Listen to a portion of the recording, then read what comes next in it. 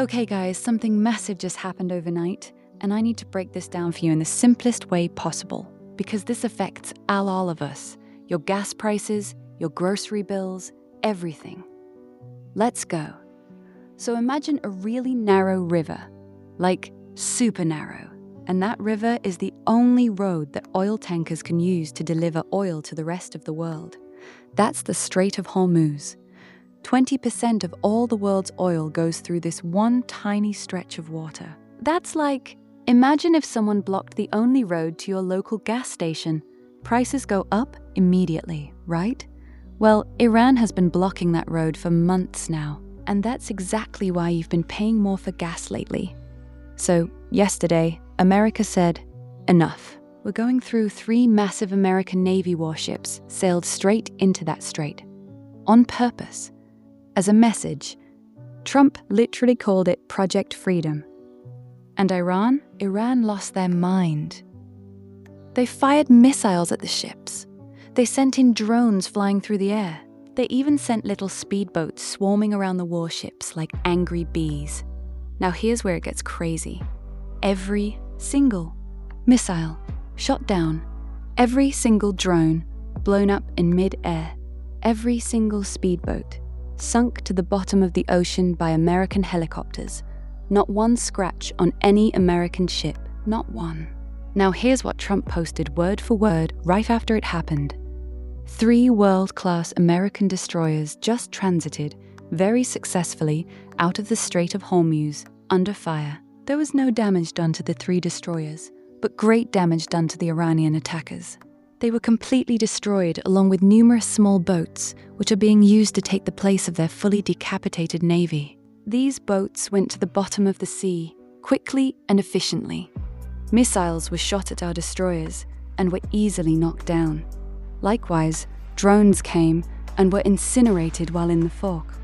Air, they dropped ever so beautifully down to the ocean, very much like a butterfly dropping to its grave. A normal country would have allowed these destroyers to pass. But Iran is not a normal country. They are led by lunatics, and if they had the chance to use a nuclear weapon, they would do it, without question.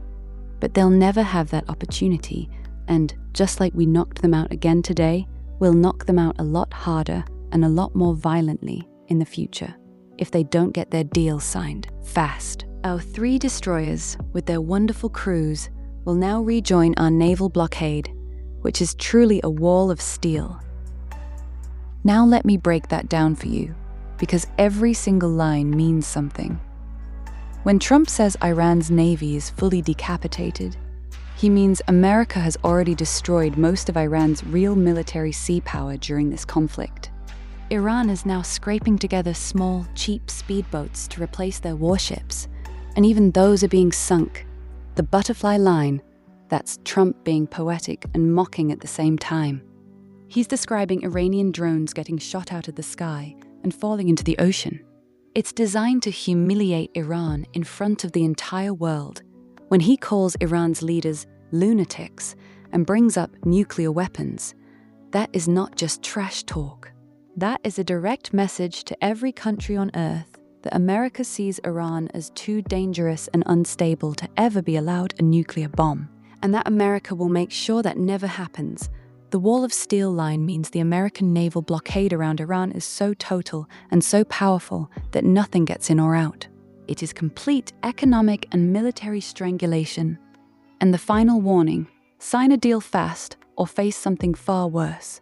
That is Trump telling Iran this is their absolute last chance at a peaceful way out before things escalate to a level Iran simply cannot survive. And the internet? The internet went absolutely crazy. One person put it perfectly. 99% of Americans wake up and enjoy freedom. 1% wake up and defend it. Salute the troops. And honestly, after yesterday, that hits different. Another person said, I'm with the side that doesn't chant death to America. And clearly a lot of people felt the same way. Someone else shared a simple image of soldiers coming home to their families, because at the end of the day, behind every warship and every missile intercepted, there are real people, real families, real sacrifice. One post going viral said, The American flag is not just fabric. It's blood, sweat, and sacrifice. Another one making the rounds. Trump has not just carried the Republican Party on his back for a decade, he's carrying the world. Now, whether you agree with that or not, that's the energy his supporters are bringing right now. Now I know some of you are thinking, okay, cool military stuff, but why does this affect me? Here's why. That narrow strip of water we just talked about, if it stays blocked or if this war gets worse, oil stops flowing, oil prices explode. And when oil prices explode, everything gets more expensive. Food, transport, electricity, everything. The world has been feeling this for months already. This fight yesterday could make it a whole lot worse, or it could force Iran to finally sign a deal and end this. So here's where things stand right now. Iran and America actually had a ceasefire, a sort of let's stop shooting at each other agreement since April. But yesterday's battle? That agreement is now hanging by a thread. Behind the scenes, both countries are negotiating a nuclear deal. Iran wants relief from sanctions. America wants Iran to give up its nuclear weapons program. Nobody has agreed on anything yet.